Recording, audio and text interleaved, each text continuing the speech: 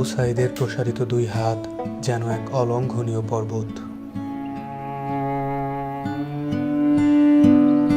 কোনো বর্গীর সাধ্য নেই যেটা অতিক্রম করে বাংলাদেশের মানুষকে স্পর্শ করতে পারে।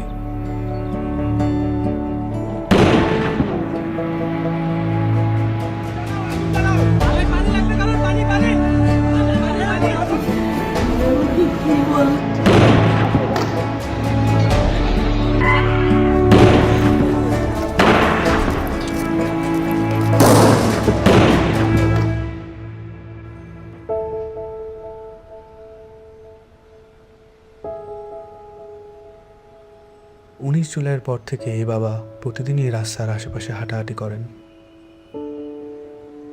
কখনো আবার নির্বাক দাঁড়িয়ে থাকেন। উনি সামনের দিকে তাকিয়ে থাকেন, কিন্তু আসলে কোনো দিকেই তাকান না।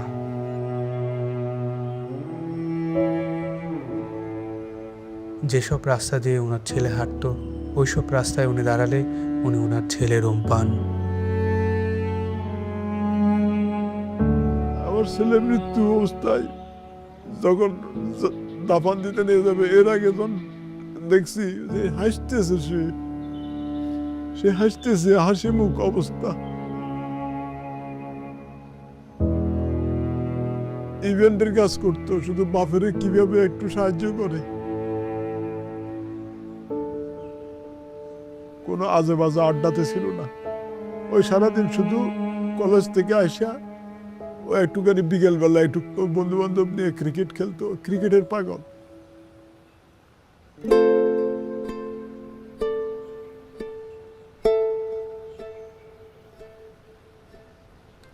যে আমার পায়ের পাতা আছে, এরকম একটা অনুভূতি হতো। কিন্তু আমি যখন হাত দিতাম তখন থেকে আমার পায়ের পাতা নেই, এরকম একটা প্রচুর অনুভূতি হতো। আমি অনেক কান্না করতাম। এই ব্যথার চেয়ে আমার ওই অনুভূতিগুলো আমার বেশি হতো, যে আমার পা আছে।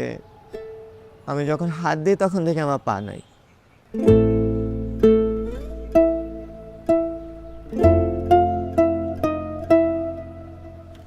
এই হসপিটালে আমি অল্প কিছুদিন হলো আসলাম। পা দিয়ে নতুনভাবে হাঁটা শিখতে আসছি। মানে ছোটকালে যেভাবে হাঁটা শিখেছে মা, ওই রকমের এখানেও হাঁটা শিখাচ্ছে আর কি।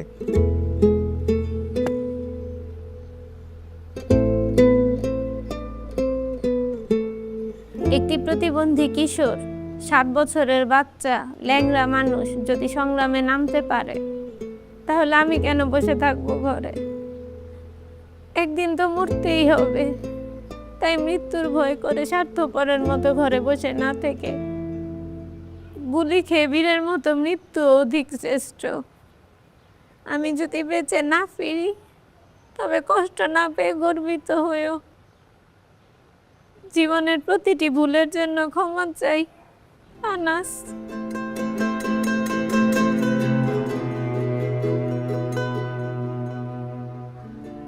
আমার সন্তানের বুকে গুলি লাগছে, আর ছিদ্রটা হয়েছে আমার কলিজায়। আল্লাহ পাক যতদিন আমাকে হায়াত দিছে, আমি এই হাহাকার নিয়ে বেঁচে থাকবো।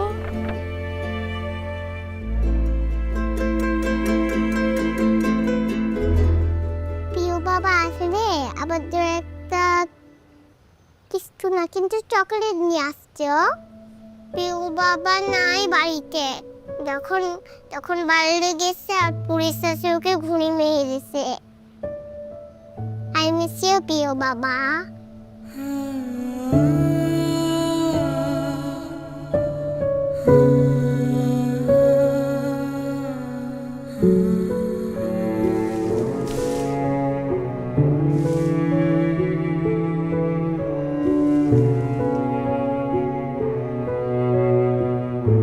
এখন যে চেম্বারের মধ্যে বক্তব্য দিছিল যে আমরা কোনো সরকার বিরোধী আন্দোলন নয়, আমরা নিজের অধিকার আদায়ের জন্য বলে বলা করার পরে ওদের পমেল বড়ুয়া ওই ছাত্রলীগের লিডার আসছিল, তাই সেই গলা চিপি ধরছিল, গালমুখত থাপড় মারছে।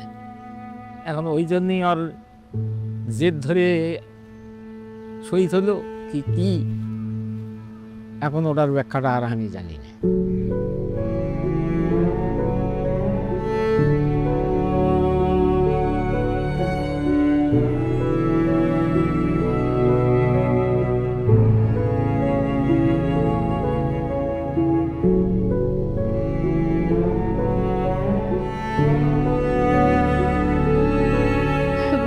আমার মায়ের দুধ খাইয়া ঘুমায়, সেই ঘুমটা ঘুমাইতে পারে না, তখন আবাইতে পাইয়া পাইতে পাই করে উলট ফুলট করে ঘুমে লেগে আবার উঠে কোলে লই।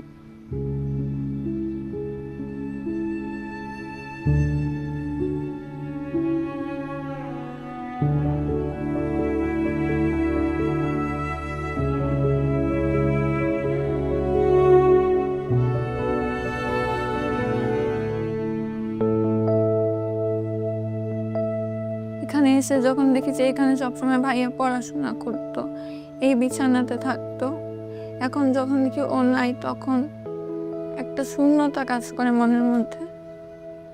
খারাপ লাগে যখন দেখি যে ভাইয়া এই রুমে নাই। এই ছবিটা 18 জুলাই আমার আন্টি নাজিয়া খান ফেসবুকে পোস্ট করেছিল।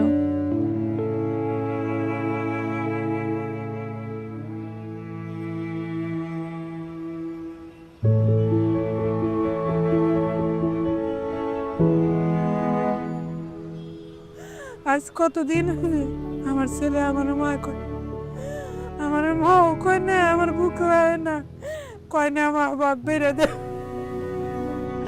আমার সন্তানদের যারা যেভাবে মারছে আল্লাহ তাদের বিচার করুক। আমি সরকারের কাছেও বিচার চাই, জনগণের কাছেও বিচার চাই। আমার সন্তানদের মারছে, হাজার হাজার মায়ের বুক খালি করছে, যে কালি করছে তারও বিচার করুক আল্লাহ। কতটা তুমি হারালে বন্ধু, কেঁদেছে অন্তর।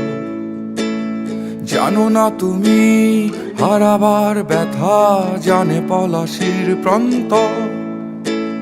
হারিয়ে গেছে যেখানে মায়ের সোনার নলুকখানি, দোলা ভরা ক্ষেতের ফসল, সাজানো ফুলদানি।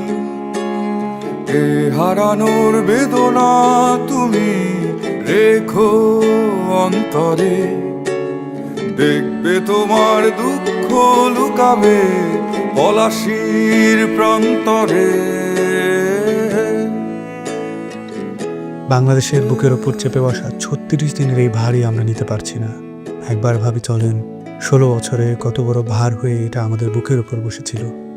এই ভারই আমাদের শক্তি দিক সংস্কার করে নতুন বাংলাদেশ গড়ার।